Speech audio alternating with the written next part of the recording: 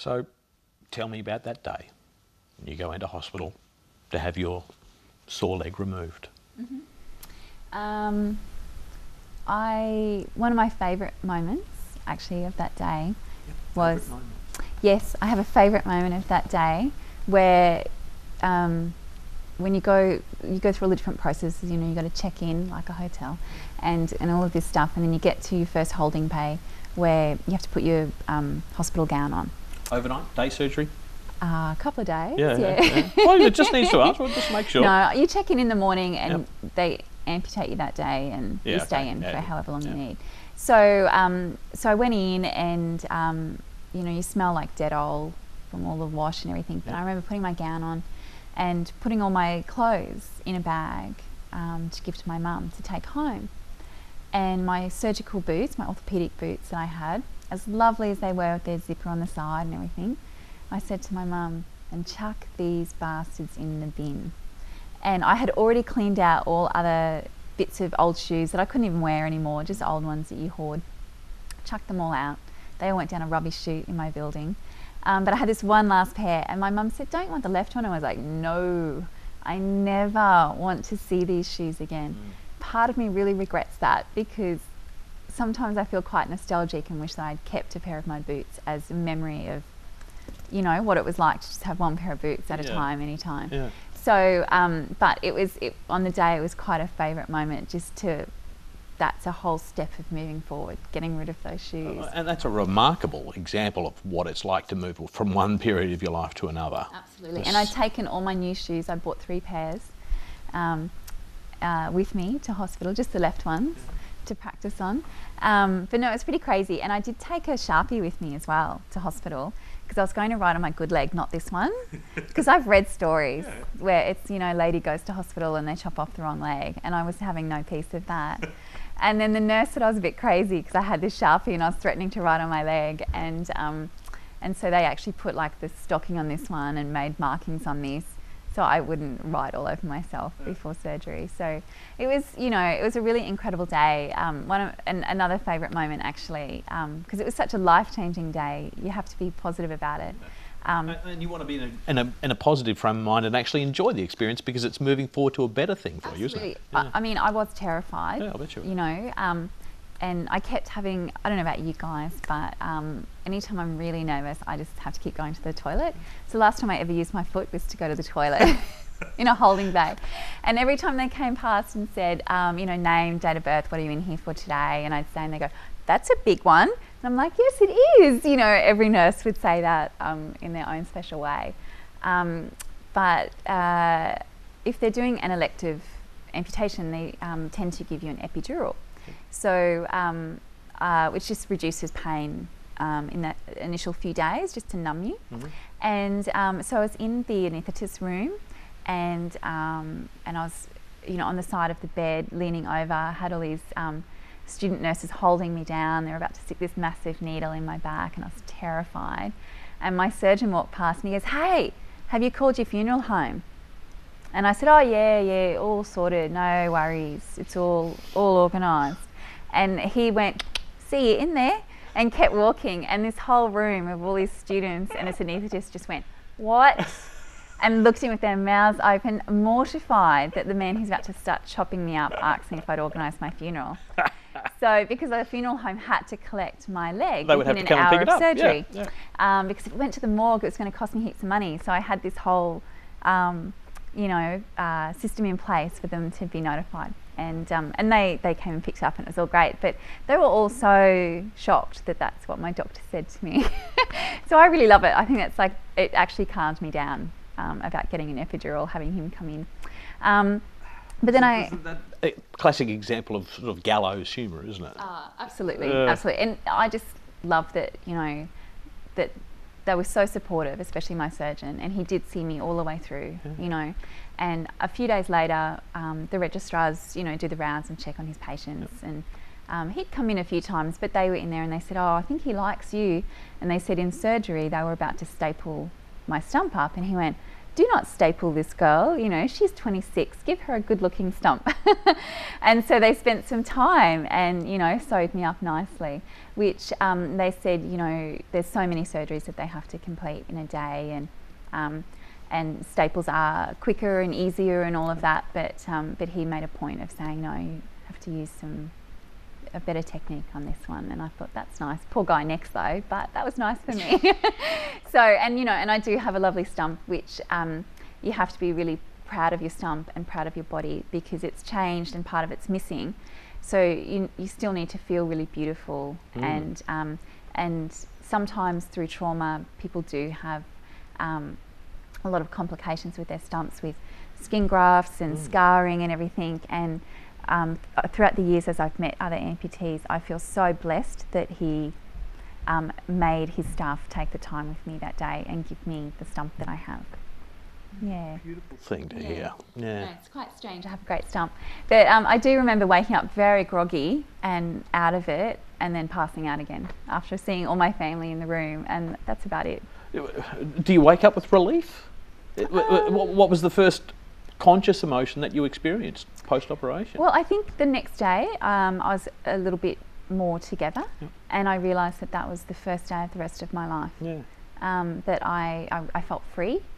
And was it just being free of pain that was what you were looking forward to? Or? I think so. And I think I just had these dreams of bouncing around on a prosthetic and just being so mobile and happy. And I was really excited about wearing shoes and going shoe shopping. So I don't know, I think I just felt relief and desire for that freedom. Okay. Prosthetic limbs have been such an important part of your life, and not just for the obvious one. Were you already making plans for that transition before the operation? Is that part of the process? Is how it works? They come and meet with you before you have your limb amputated? Wouldn't that be great? But no. They leave you until afterwards, and now you find out what this is going to be like. Yeah, and I thought I did some research online, but no, I knew nothing. But your initial prosthetics come through the hospital amputee clinic.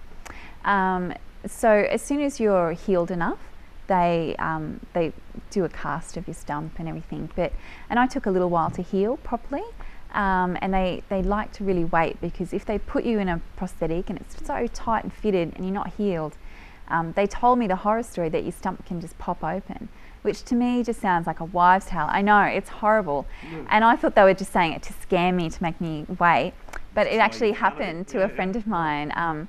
So not because she had a leg too soon, but she had an accident and quite fresh out of hospital, and her stump burst open. So and that haunts me to this day, that it is possible when your scar is so fresh. Like any scar, you know, if you go through trauma again, like say you fall and you've got a big scar on your eye and you fall again, it can burst open. But the whole idea of a stump bursting open is too much for me. So it's not a wives' tale. It can happen. And so yeah, it took me a little while, and then you know, you learn as you go, and it's I think women must feel this way when they have a child. You know you're not supposed to kill it, but how do you look after it? And that's a little bit like you're an amputee. You don't chop your leg off and have instant amputee powers, skills, knowledge, and there's so much you have to learn. It took a long time. What was the first thing that they taught you? Actually, the first thing that they taught me, which I love to pass on to people, is how to desensitize your stump. So, because you have to be pretty tough to wear a prosthetic.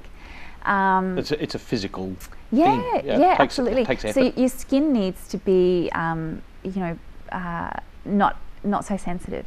So you start with a cotton ball, and it's surprising, because you could rub a cotton ball anywhere on your body and go, oh, that's nothing.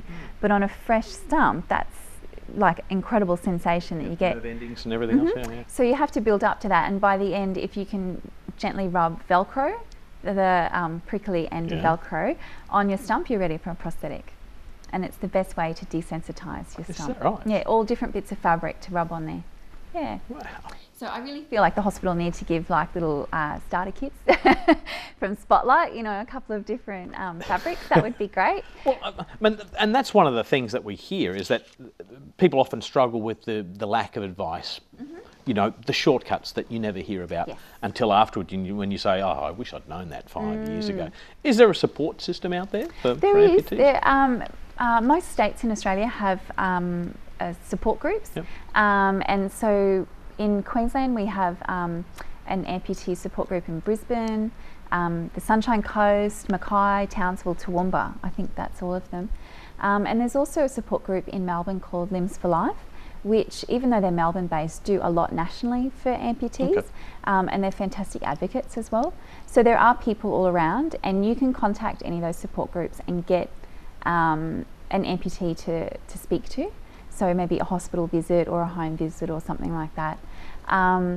But there's so much more that could be done, I think, because there's a lot for young people, and there's a lot of oldies that lose limbs through, especially diabetes. It's the most common way. But I do feel like sometimes there's a real gap in Australia and everywhere that I've been for people in their 20s, 30s, 40s going through amputation. Just in that period of life when you're not expected to be going through that. Yeah, and because kids, it's fantastic. They get a lot of support, and there's a group specifically for them, limb kids. Yep. But yeah, I would like more networking with amputees of a similar age. Sometimes you can go to functions and it's just lots of elderly people that are wonderful and have been an amputee for 40 years, Yep. have a lot to offer, but different generations, and that would be nice, I think, if we could somehow connect the younger age groups. What was the process like, starting to use a prosthetic limb? It's not an easy thing to first approach. I found it really painful. I would imagine in some ways there would have been moments when you would have regretted having it done, because this seems like it's going to be more than you can actually deal with. I don't think I've ever felt the regret, because that's quite a powerful feeling. But I've had moments of, what have I done? But it's so different, like getting a prosthetic fitted, breaking it in, wearing it every day is such an individual process. Mm-hmm. And while I was, so I was only in hospital for about 10 days, but I had to go back a few days a week for physio. And even before you get a prosthetic, just to keep going and to build certain muscles and everything. And you would see these young guys come in, pick up their leg and walk out on it. And I would just go, I've been wearing mine in my backpack to get to physio for 2 weeks and I can't take a step. So it can be a very emotional process for people as well. I can guarantee I cry a couple of times in fitting processes. Sometimes it's frustrating or tiring because you have to walk and walk and walk, and it can just be painful if the fitting is bad. So yeah, and it takes a long time to get to know your leg man, The person with whom you're going to be working? Yeah. It's quite a close relationship that you do have with them, yeah. You remember your first leg? I mean, you've gone through a few, because they wear out, don't they? They break, yeah. They need to be replaced. Do you move on? You like it because the designs are quite remarkable. I know, so yes, like a pair of shoes, wear and tear, they break down, but also your stump changes. So after surgery, your stump's massive, and then the swelling reduces, and then muscle wastage as well. So I started out quite large, and my stump's now about 21 centimetres around, so that's pretty tiny.